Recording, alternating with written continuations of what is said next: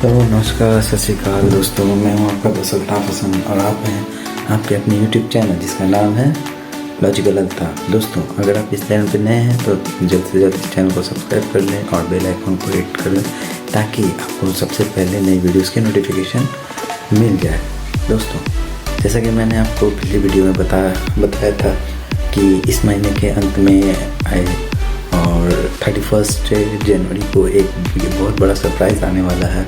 वो सरप्राइज़ क्या है और वो सरप्राइज़ आपको कितना प्रभावित करने वाला है, ये जानने के लिए आप लोग मेरे चैनल पे बने रहें। और अभी रिसेंटली जितने भी रिक्रूटमेंट्स आ रहे हैं, रिक्रूटमेंट्स आने वाले हैं, उनके प्रिपरेशन रिकॉर्डिंग है ये वीडियो मैं आज रिकॉर्ड कर रहा हूँ।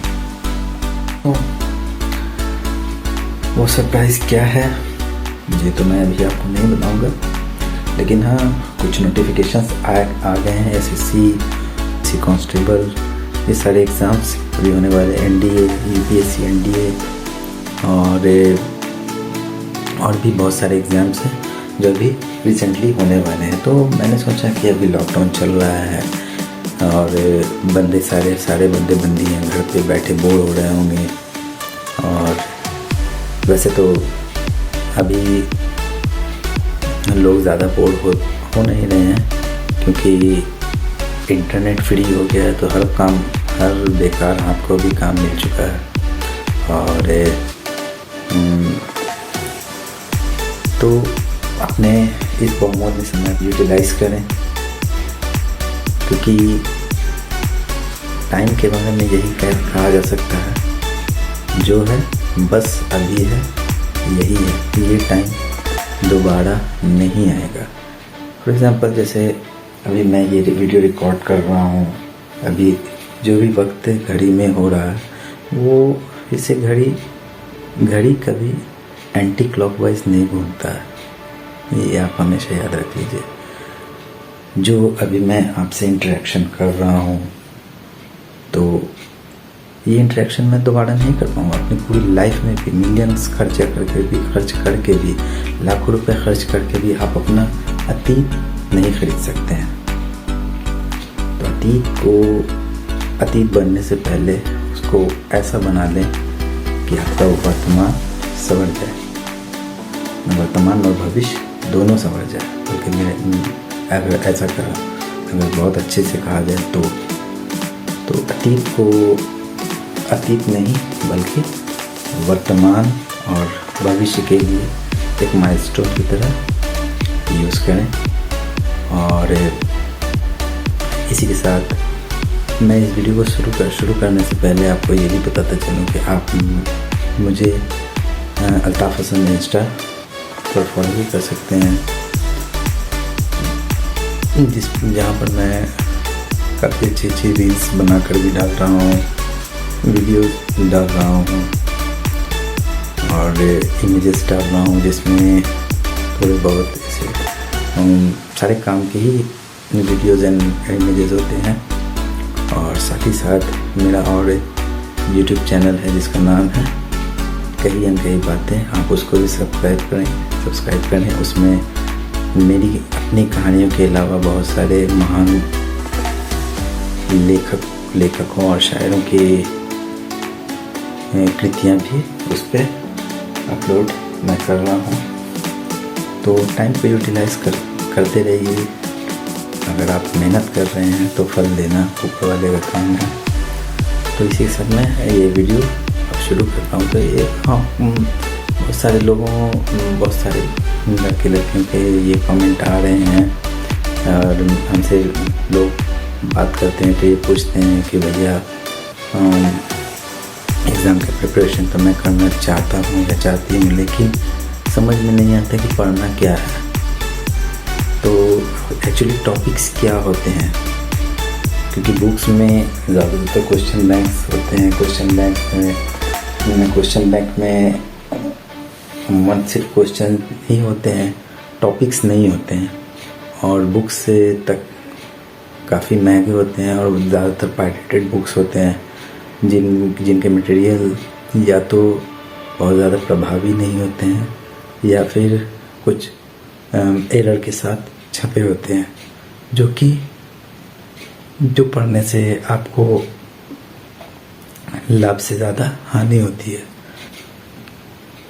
तो इसी संदर्भ में मैंने सोचा कि एक क्यों ना एक टॉपिक से रिलेटेड वीडियो बनाई जाए जो ऑलमोस्ट हर एग्ज़ाम को कवर अप कर ले। तो इसमें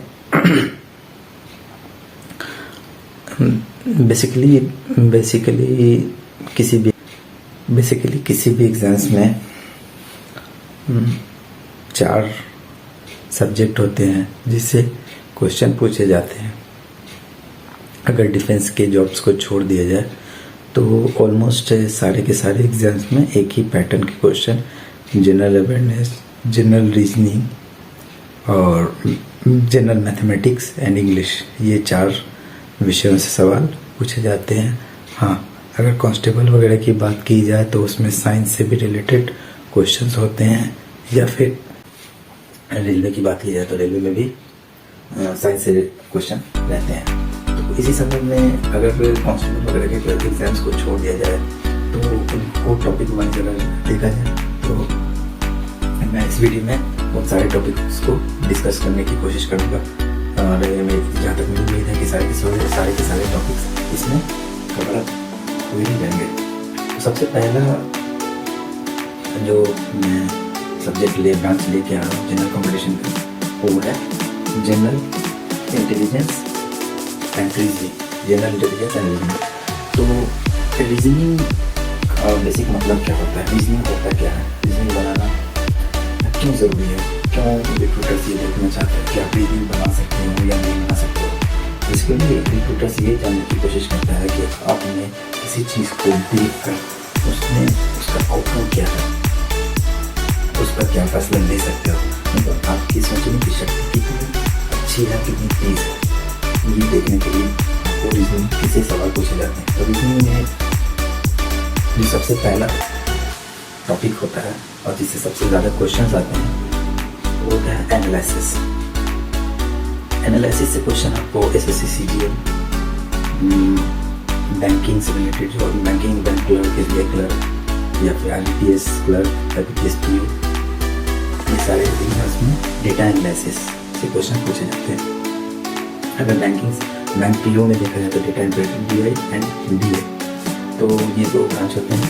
बेसिकली ये कुछ डेटा आपको दिए जाते हैं, इसके अंदर कुछ डेटा आपको दिए जाते हैं। इन सबसे रिलेटेड मटेरियल मैं नेक्स्ट वीक से प्रोवाइड करवा दूँगा आप लोगों को, और इससे रिलेटेड जो PSF पैसा होगा तो मैंने बताऊँगा, लेकिन हाँ इससे रिलेटेड जो भी मटेरियल्स है नेक्स्ट वीक से आप लोगों को मेरे वीडियोज़ के डिस्क्रिप्शन बॉक्स में मिल जाएंगे।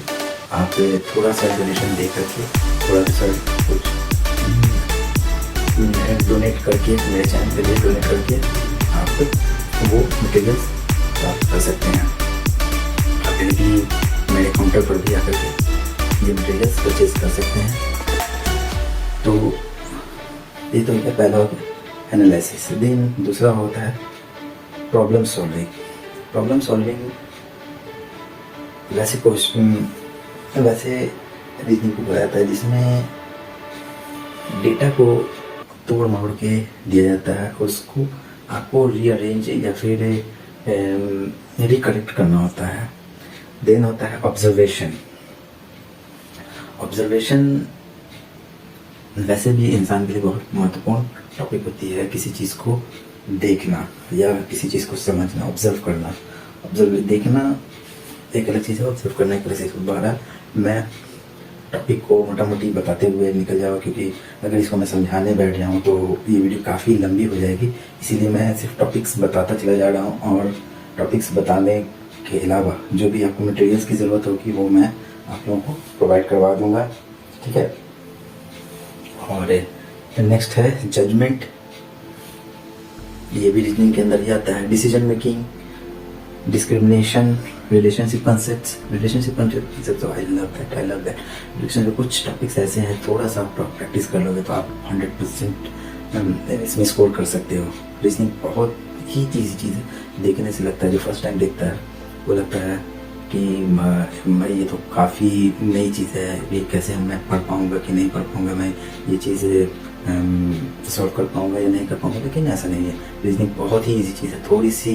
थोड़ा सा आपको कंसंट्रेशन, थोड़ा सा आपको शार्प माइंड होना पड़ेगा। अब रीजनिंग बहुत ही ईजी चीज़ है, ठीक है। उसके बाद आता है visual memory. Visual memory one of my favourite. Visual memory relationship के बाद सबसे इजी हमको समझ में आता है विजुअल मेमोरी। विजुअल मेमोरी से रिलेटेड क्वेश्चन से आपको मैट्रिसेस के से रिलेटेड क्वेश्चन रहते हैं। विजुअल मेमोरी में तीन चीज़ को देख के उसको याद करना और उसको फिर आपको सॉल्व करना। तो नेक्स्ट आगे विजुअल मेमोरी के बाद आता है अर्थमेटिकल रीजनिंग। अर्थमेटिकल रीजनिंग मतलब इसमें रहते हैं सीक्वेंसली से रिलेटेड बेसिकली क्वेश्चंस रहते हैं इसमें, ठीक है। देन आता है non verbal series. Non verbal series मतलब पिक्टोग्राफ, हिस्टोग्राम, पिक्चर्स, पोस्टर्स, इस तरह से ये कोई पिक्चर्स दिए रहते हैं। उसके बाद में आपको रिलेशनशिप बिल्ड करना रहता है। इसमें बोला जाता है उसी भाषा में फला को फला बोला जाता है। तो आप बताइए कि तीसरी चीज को उसी भाषा में क्या बोला जाएगा, ये होता है कोडिंग, ठीक है। Statement and conclusions. Statement and conclusion ये थोड़ा सा टफ होता है, बट ऐसा नहीं है कि बनाना इम्पॉसिबल है। बनाना कोई इम्पॉसिबल नहीं है, ये भी बन जाते हैं। थोड़ी सी प्रैक्टिस की ज़रूरत होती है, इसके लिए आप बिल्कुल भी चिंता ना करें। जो भी मैं मटेरियल प्रोवाइड करवाऊँ आप घर बैठे काफ़ी इजीली ये प्रिपरेशन कर सकते हो। देखिए मैं ये सब आपको घर पे क्यों प्रोवाइड करवा रहा हूँ ये समझिए। देखिए अभी मार्केट में जितने भी क्लासेस हैं, कोचिंग्स हैं, ये सारे बनी के अड्डे हो गए। मतलब ये लोग पैसा कमाने के लिए पढ़ा रहे हैं, वो कामयाब बनाने के लिए नहीं पढ़ा रहे हैं। देखिए अगर मैं आपको कामयाब बनाने के लिए पढ़ाऊँ तो भी मैं पैसा कमाऊँगा, सिर्फ पैसा कमाने के लिए कमाऊँ तो भी मैं कैसे पैसा कमाऊँ। लेकिन दोनों में फ़र्क ये है कि जब मैं आपको कामयाब बनाने के लिए पढ़ा रहा हूँ, तो मैं हम दोनों के बारे में सोच रहा हूँ, समझे। मैं अपने प्रॉफिट के बारे में भी सोच रहा हूँ, आपके प्रॉफिट के बारे में सोच रहा हूँ। मैं अपने प्रॉफिट के बारे में सोच रहा हूँ, आपके प्रॉफिट का। सॉरी मेरा गला थोड़ा सा ख़राब है, मौसम की वजह से मेरा थोड़ा सा गला चौक किया हुआ है, थोड़ा साउंड हो सकता है ऊपर नीचे को, तो इससे ज़्यादा ये नहीं करना। तो बड़ा मैं कह रहा था कि अगर मैं अपने को कुछ फ़ायदा पहुंचा के आपको भी थोड़ा सा फ़ायदा पहुंचा दूँ, ये बेटर है, या फिर सिर्फ मैं अपने फ़ायदे के बारे में सोचूं। तो यही चीज़ होता है। तो मैं यही चीज़ सोच रहा हूँ कि मेरा थोड़ा सा फ़ायदा हो। नो डाउट मैं ये सारी चीज़ें अपने फ़ायदे के लिए भी कर रहा हूँ, लेकिन मैं ये साथ में ये भी सोचने की कोशिश कर रहा हूँ कि जो भी बच्चे मेरे ये वीडियो देख रहे हैं, जो भी मेरे दोस्त, मेरे भाई बहन ये वीडियो देख रहे हैं, उनको भी इस वीडियो से फ़ायदा पहुँचे, ठीक है। और ये लॉकडाउन के सिचुएशन को ज़्यादा से ज़्यादा आप फ्रूटफुल बना सकें, ठीक है। तो नेक्स्ट टॉपिक जो आता है वो होता है न्यूमेरिकल ऑपरेशन, ठीक है। देन आता है सिंबॉलिक ऑपरेशन। सिंबल और आपको नॉन वर्बल ऑलमोस्ट एक ही में आ जाते हैं। देखिए रीजनिंग दो तरह के होते हैं, verbal and non verbal. Verbal में आपको लिटरेरी लैंग्वेज में कुछ क्वेश्चन दिए रहते हैं, वो वर्बल होते हैं। और जो लिटरेरी लैंग्वेज में ये जेमिकल से बता रहा हूँ, आप बुक पढ़िएगा तो उसमें वर्बल का अलग से एक डेफिनेशन दिया रहेगा, नॉन वर्बल का अलग से डेफिनेशन। ये हमारे अपने का विषय नहीं है कि वर्बल किसको बोला जाता है, नॉन वर्बल किसको बोला जाता है। बेसिकली हमको ये जानना कि रीजनिंग दो तरह के होते हैं, वर्बल होते हैं, नॉन वर्बल होते हैं। क्वेश्चन ये कभी नहीं आएगा आपको कि रीजनिंग कितने तरह के होते हैं। क्वेश्चन आपको इन दोनों टॉपिक से होता है, तो आपको पहचानने की ज़रूरत होती है कि वर्बल कौन है और नॉन वर्बल कौन। तो ये सारी चीज़ें जब मैं मटेरियल प्रोवाइड करूँगा तो उसमें आपको ये थोड़े डेफिनेशन बता दूँगा कि वर्बल कौन है और नॉन वर्बल कौन सा है, ठीक है। तो सिंबॉलिक ऑपरेशन के बाद आता है ट्रेंड एंड स्पेस ओरिएंटेशन। ये इसका आप इस तरह के रीजनिंग का आपको कहीं पे भी कोई भी कंसेप्ट नहीं मिलेगा, कोई भी किताब में इसकी बातें नहीं मिली, क्योंकि ये ट्रेंड पे डिपेंड करता है। ट्रेंड ऑब्जर्वेशन में आपको बहुत सारी चीज़ें आपको अभी समय के हिसाब से दी जाएंगी या कंडीशन बता दिया जाएगा। ये कोई ज़रूरी नहीं कि कम समय के हिसाब से ही दी जाए, कोई कंडीशन बता दिया जाएगा, उस कंडीशन के हिसाब से आपको ट्रेंड ऑब्जर्वेशन करना होता है। चलिए ठीक है, उसके पूरी पढ़ा होगा, उनको वेन डायग्राम काफ़ी आसानी से याद होगा। ड्राइंग इन्फ्लुएंसेस देन होता है पंच्ड होल।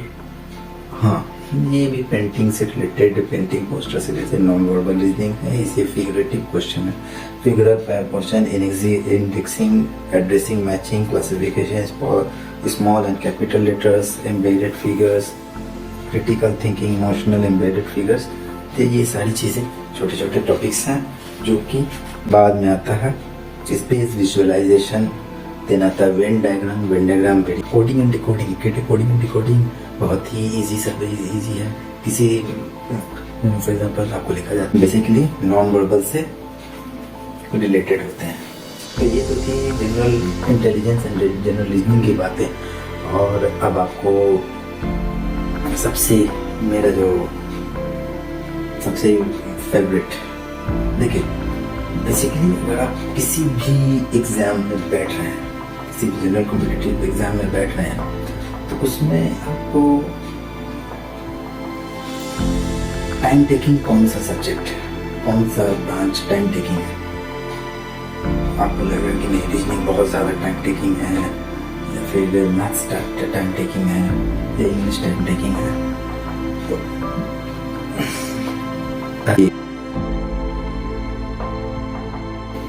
बैठना, एग्ज़ाम का फॉर्म भरना, एग्ज़ाम की तैयारी करना, ये तो इम्पोर्टेंट है ही, लेकिन एग्ज़ाम में कौन सा सब्जेक्ट है, प्रायोरिटी सेट करना भी बहुत ज़रूरी है। टाइम मैनेजमेंट से बहुत ज़्यादा ही आपको मदद मिलती है। टाइम मैनेजमेंट, प्रायोरिटी, कौन सा सब्जेक्ट पहले बनाया जाए, कौन सा ब्रांच पहले बनाया जाए, कौन से क्वेश्चन पहले बनाया जाए, कौन से चूज़ किया जाए।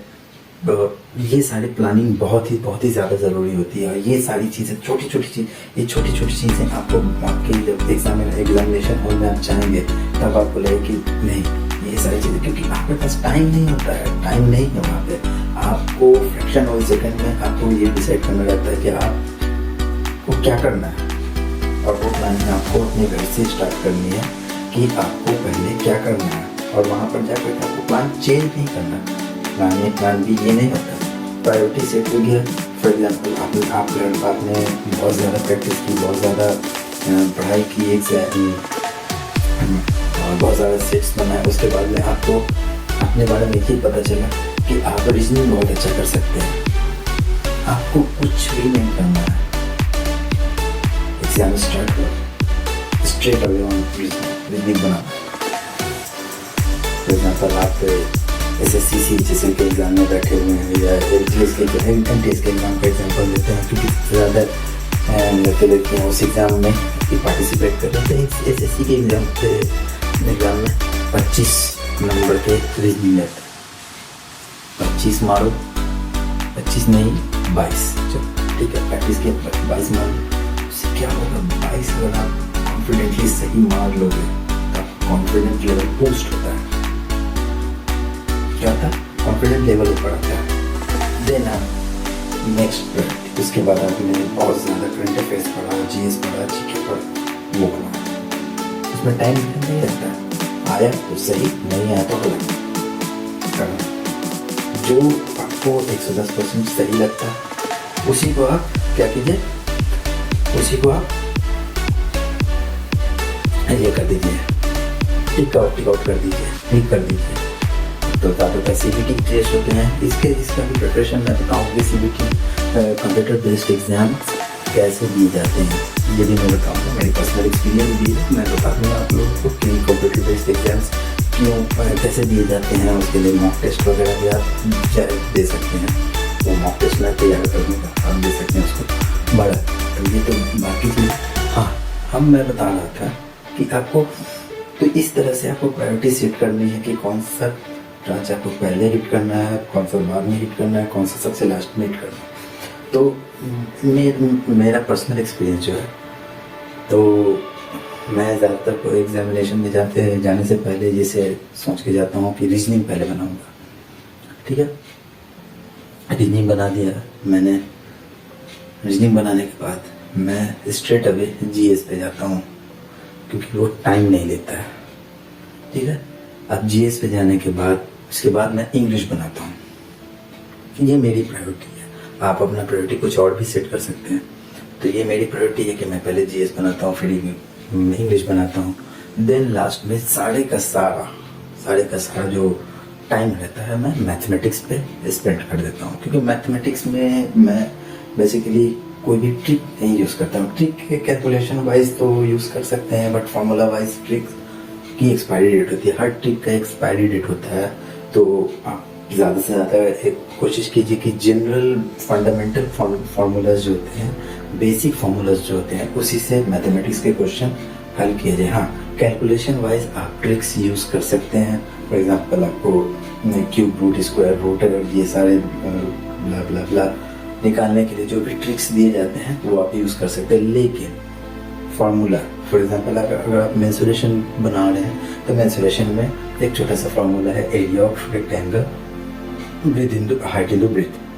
तो आप हाइट इंटू ब्रेथ ही लीजिए, इसमें ज़्यादा दिमाग लगाने की ज़रूरत नहीं है, क्योंकि आपका कैलकुलेशन फास्ट रहेगा। आप जनरल फार्मूला से भी क्वेश्चन बना सकते हो, ठीक है, और काफ़ी आसानी से काफ़ी कम समय में बना सकते हो, ठीक है। तो नेक्स्ट जो टॉपिक है, नेक्स्ट जो ब्रांच है वो है आपका जनरल अवेयरनेस। जनरल अवेयरनेस में बेसिकली आपको इंटरमीडिएट लेवल के जो भी एग्जाम होते हैं तो उसमें आपको जनरल अवेयरनेस में करंट अफेयर से ज़्यादा क्वेश्चन पूछे जाते हैं। यहाँ पे जैसे आप एग्ज़ाम दे रहे हो, फॉर एग्जांपल आपको मार्च में एग्ज़ाम है, ठीक है, तो आप पिछले एक साल का सारा करंट अफेयर्स पूरे घटनाक्रम आप पढ़ लो, वो आपका कवर अप हो जाएगा। उसके साथ साथ थोड़ी सी हिस्ट्री, जियोग्राफी, डेमोक्रेसी में मतलब आर्टिकल्स, अनुच्छेद, ये सारी चीज़ें आप पढ़ लो, ठीक है। कॉमनली बॉडीज, गवर्नमेंट बॉडीज, जैसे संवैधानिक पद कौन से हैं, तो संवैधानिक पद एक अलग सी चीज़ है और कार्यकारी पद एक अलग सी चीज़ है। तो पदों की ये सारी चीज़ें मैं आपको, जो भी मटेरियल्स रहेंगे उसमें मैं आपको ये सारी चीज़ें बता दूंगा, ठीक है। तो ये तो हो गया। अब इसके अलावा आपको इकोनॉमिक्स से अलावा आपको फाइनेंस से रिलेटेड इसके लिए आपको जनरल अवेयरनेस के लिए आप कुछ बुक्स मैं रिकमेंड कर दूंगा, और वो बुक्स आप लोग उसकी मटेरियल्स आप कहीं से भी ले सकते हो, मार्केट से भी कर सकते हो, नो इश्यूज एट ऑल, ठीक है। तो ये चीज़ें हो गई। अब डेज इन द ईयर्स, महत्वपूर्ण दिन साल में कौन कौन से हैं ये याद कर लो। महान लोगों के जन्मदिन, ये सारी चीज़ें याद कर लो। ये जीवनों के बारे में थोड़ा सा कर लो। ये सारी चीज़ें डेप्थ में आपको वही बोलूँगा, मैं मटेरियल में आपको प्रोवाइड करवा दूँगा, ठीक है। इसके बाद आता है क्वांटिटेटिव एप्टीट्यूड में मैथमेटिक्स आते हैं। मैथमेटिक्स में कंप्यूटेशन ऑफ होल नंबर, जिसमें आपको अर्थमेटिक जिसको बोल सकते हैं आप, उसमें आपको रेशियो, प्रोपोर्शन और कंपाउंड, सिंपल इंटरेस्ट, ये सारी चीज़ें आती हैं। एलिगेशन, रेशियल एलिगेशंस भी उसमें होते हैं। ट्रिग्नोमेट्री टॉपिक है। उसके अलावा हाइट एंड डिस्टेंस है। ट्रिग्नोमेट्रिकल रेशियो तो एक अलग सा टॉपिक है, हाइट एंड डिस्टेंस एक अलग टॉपिक है। हाइट एंड डिस्टेंस से ज़्यादा क्वेश्चंस आते हैं जनरल कंपटीशन में in terms of SSC and other competitive examination. और ट्रिग्नोमेट्रिकल रेशियो से क्वेश्चंस आते हैं, बट बहुत कम आते हैं। मेंसुरेशन से क्वेश्चंस आते हैं। मेंसुरेशन से आपको 3 dimensional figure, cube, cuboid, frustum, cones and cylinder से क्वेश्चंस आते हैं। 2 डायमेंशनल से भी आते हैं लेकिन बहुत कम आते हैं क्वेश्चन। उसके बाद आपको एलिप्स से क्वेश्चन आते हैं, जिन आपको ज्योमेट्री से क्वेश्चन आते हैं। ज्योमेट्री से आपको एरिया से रिलेटेड रेशियोज आते हैं। एरिया एंड फॉर एग्जांपल आपका किसी फिगर की एरिया, फॉर एग्जांपल मैं क्वेश्चन देता हूँ। एक बहुत ही कॉमन क्वेश्चन ये ऑलमोस्ट आता रहता है कि अगर किसी रेक्टेंगल की हाइट को और ब्रेथ को 2% बढ़ा दिया जाए तो उसके एरिया पे क्या फर्क पड़ेगा। तो इस तरह से क्वेश्चन आते हैं। डायरेक्ट क्वेश्चन नहीं आते हैं। डायरेक्ट आपको हाइट एंड डिस्टेंस जो पढ़ रहे हैं तो उनको तो ये सारी चीज़ें पता होंगी ही पहले से कि किस तरह क्वेश्चन है। मैं ये स्पेशली यंग ब्लड्स के लिए बना रहा हूँ, मेरे छोटे भाई बहनों के लिए ये वीडियो बना रहा हूँ मैं, ठीक है। तो ये सारी चीज़ों में उसके बाद आ गया आपको स्क्वायर रूट्स के लिए मैं आपको बहुत ही स्पेशल वीडियो दूंगा और बहुत ही स्पेशल एक नोट्स दूंगा जिसमें आप तकरीबन 500 1 to 500 के स्क्वायर रूट्स काफ़ी इजीली और 1 to 500 तक के क्यूब रूट्स काफ़ी इजी वे में आप निकाल सकते हो, ठीक है। और वो सारी चीज़ें इस तरह से निकाली जाएंगी कि आपको याद हो जाएंगे। आपको कुछ चीज़ें आपको टाइम पे रखनी है। टाइम बचाने के लिए चीज़ों को याद करना, मेमोराइज करना है। देखिए इंसान का दिमाग जो होता है ना, इतना ज़बरदस्त मशीन है। दुनिया की मशीन से आप ज़्यादा काम लोगे तो वो क्या होगी, खराब हो जाएगी। लेकिन इंसान का दिमाग ऐसा मशीन है कि इससे जितना काम लो यार, जितना काम लो, वो क्या होता है उतनी और तेजी से काम करना शुरू कर देता है। इसमें आप अगर 10 वर्ड पर डे याद कर रहे हो तो इसकी कैपेसिटी नेक्स्ट 10 डेज में हो सकता है कि 100 वर्ड की हो जाए। आप 100 वर्ड भी याद कर लोगे, ठीक है ना। तो ये इतना ज़बरदस्त मशीन है। इस मशीन को यूज़ करो यार, इस मशीन को यूज़ करो, ठीक है। तो इसमें चीज़ों को रखो, संभाल के रखो, ठीक है। अगर इसका यूटिलाइज आपको करना आ जाए तो क्या बात है, ठीक है। तो चीज़ों को याद करने की कोशिश करो, रटने की कोशिश मत करो, ठीक है। जैसे आपको अरिजीत सिंह का गाना क्यों याद रहता है? अरिजीत सिंह का गाना इसलिए याद रहता है क्योंकि वो सिंपल लैंग्वेज में चीज़ों को गाता है। उसका आपको हनी सिंह का गाना जल्दी नहीं याद होगा, ठीक है ना। तो इस वजह से याद होता है क्योंकि आप जिस चीज़ को पसंद करते हो, जिस चीज़ को एंजॉय करना शुरू कर देते हो, उसकी चीज़ें आपको याद होने लगती है। फॉर एग्जाम्पल आपकी क्लास में बहुत सारी लड़कियाँ होंगी, लड़कों से बात कर रहा हूँ मैं, लड़कियों को बोल रहा हूँ कि आपके क्लास में, आपके कोचिंग क्लास में हो सकता है कि बहुत सारी लड़कियाँ हों, लेकिन कोई एक बंदा होता है जिसकी हर चीज़ आपको याद हो जाती है। वो किस तरह से खाता है, किस तरह से बैठता है, उसका मोबाइल नंबर क्या है, उसका बाइक का नंबर क्या है, ये सारी चीज़ें याद हो जाती हैं, ठीक है ना। तो उसी तरीके से चीज़ों को एंजॉय करना शुरू करो। यही मत सोचो कि आपको एग्ज़ाम पास करना है। आपको एग्ज़ाम नहीं पास करना है, आपको एग्ज़ाम देना है, ठीक है ना। एग्ज़ाम पास करने के लिए, एग्जामिनेशन पास करने के लिए दिया ही नहीं जाता है, क्योंकि जनरल कंपटीशन की जो भी एग्ज़ाम्स होते हैं वो फेल करने के लिए दिए जाते हैं। आपको एग्ज़ाम, जनरल कंपटीशन के एग्ज़ाम एलिमिनेशन प्रोसेस है, आपको एलिमिनेट किया जाता है। उसमें पास करने के लिए वो एग्ज़ाम्स नहीं होते हैं, वो फेल करने के लिए होते हैं। तो आपको पास करने के लिए देना ही नहीं है एग्ज़ाम भाई, आपको एग्ज़ाम देने के लिए देना है, ठीक है। आप ये सोचिए ही नहीं कि आप ये एग्ज़ाम दे रहे हैं तो आपको पास करना है। हाँ, एक ये बैलेंस बना लेना है कि ये कट ऑफ आता है, इस कट ऑफ के अंदर आपको चीज़ें करनी है भाई। चलो ठीक है, ये इतना कट ऑफ है, इस कट ऑफ के हिसाब से आपको चीज़ें बनानी है। होना ना होना इट्स डेस्टिनी। सब चीज़ के बाद भैया डेस्टिनी भी बहुत बड़ी चीज़ होती है।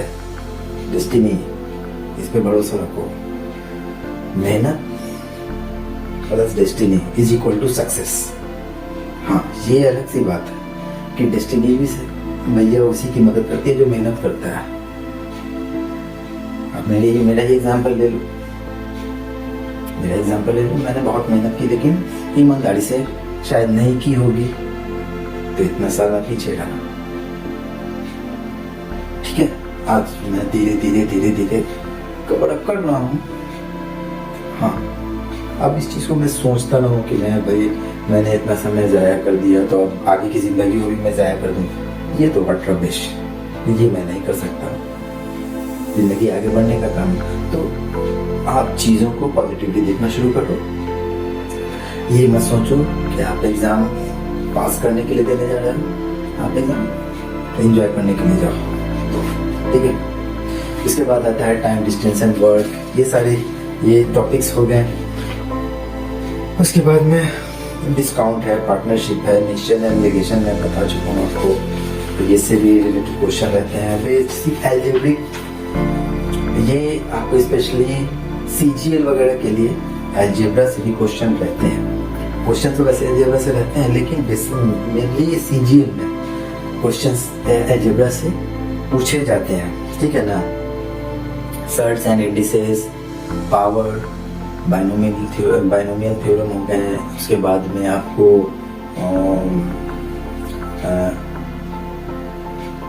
क्वालिटी के क्वेश्चन हो गए।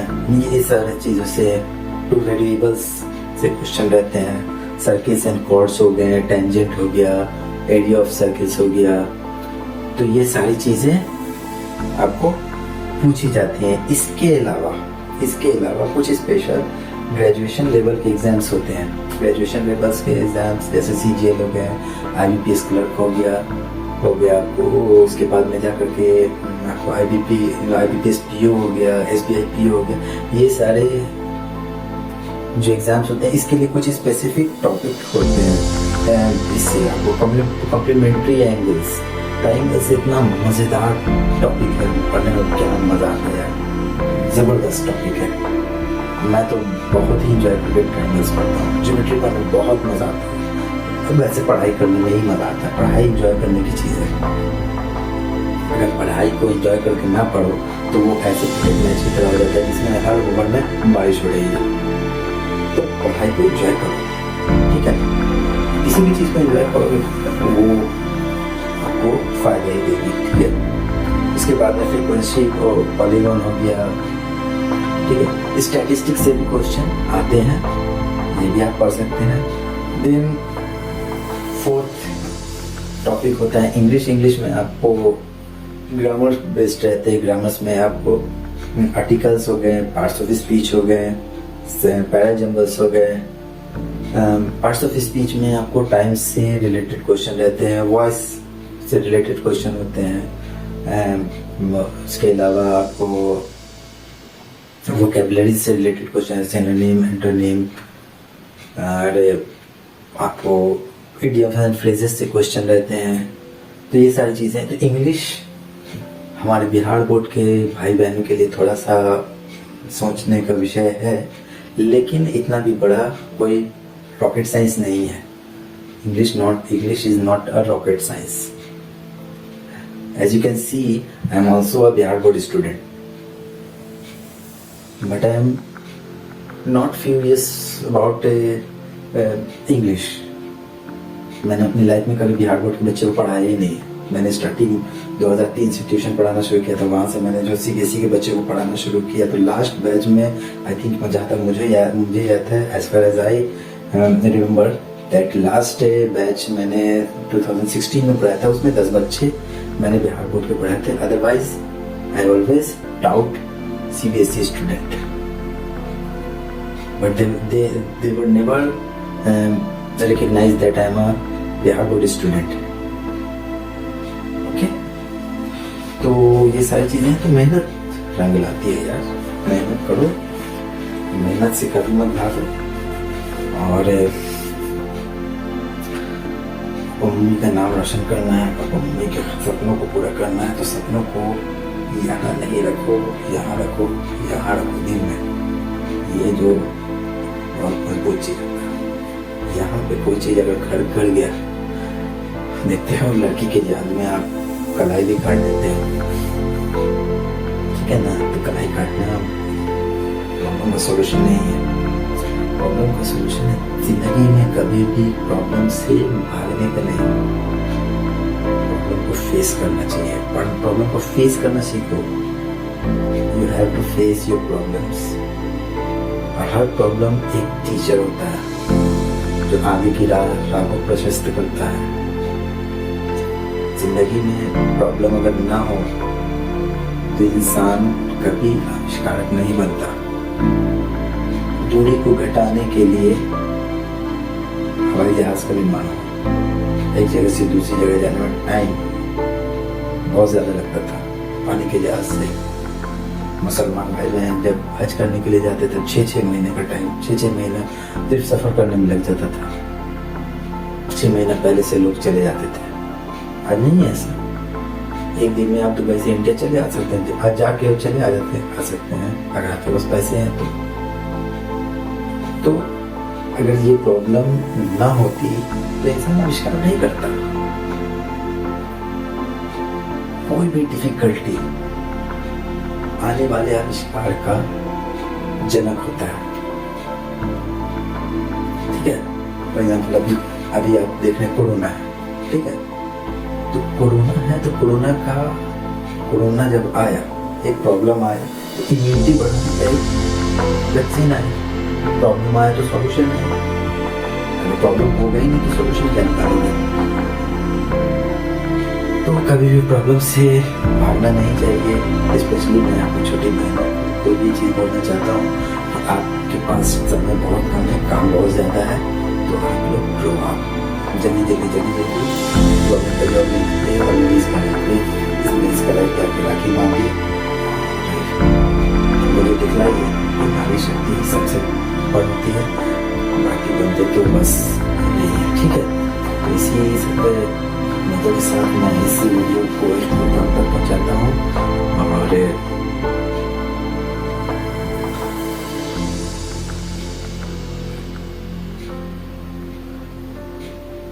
और मैं एक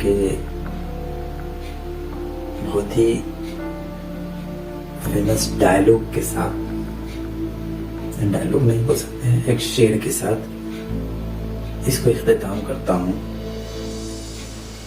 कि पेड़ का रूप धार लूंगा, अपनी जिंदगी गुजार लूंगा। पेड़ का रूप धार लूंगा, अपनी जिंदगी गुजार लूंगा। अगर वक्त और हालात ने साथ दिया तो मैं भी बाजी मार लूंगा। नमस्कार।